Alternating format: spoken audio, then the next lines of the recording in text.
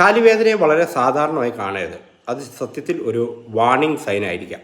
എല്ലാ ലെഗ് പെയിനും സാധാരണ muscle pain അല്ല. ഈ ഒരു 3 വാർണിംഗ് സൈൻസ് നമുക്ക് ശ്രദ്ധിക്കാം.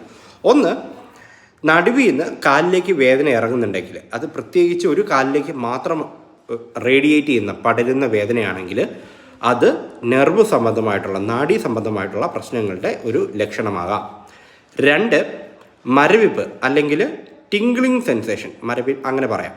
സൂചി കുത്തുന്നത് പോലെ അല്ലെങ്കിൽ കറണ്ട് അടിക്കുന്നത് പോലെയൊക്കെ തോന്നുന്നുണ്ടെങ്കിൽ അത് സാധാരണയായിട്ടുള്ള മസിൽ പെയിൻ മാത്രമാകണമെന്നില്ല.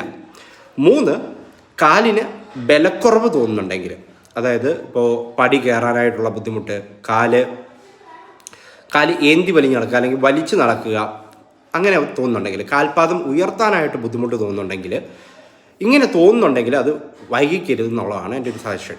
ഓക്കെ, ഇനി നമുക്ക് വേദന എവിടെ തുടങ്ങുന്നു, വീട്ടിൽ ചെയ്യാവുന്ന ഒരു കാര്യം, വേദന എവിടെ തുടങ്ങുന്നു എന്ന് നോക്കുക, എവിടേക്കാണ് ഇത് റേഡിയേറ്റ് ചെയ്യുന്നതെന്ന് നോക്കുക, എപ്പോഴാണ് ഇത് കൂടുന്നതെന്ന് നോക്കുക. ഇതെല്ലാം നോട്ട് ചെയ്ത് വെച്ചിട്ട് ഈ വിവരങ്ങൾ ശരിയായ ഡയഗ്നോസിസിന്, രോഗനിർണയത്തിന് സഹായിക്കും എന്നുള്ളതാണ്. ഓക്കെ, ഇനി എല്ലാ ലെഗ് പെയിനും സത്യത്തിൽ സയാറ്റിക്ക ഒന്നുമല്ല.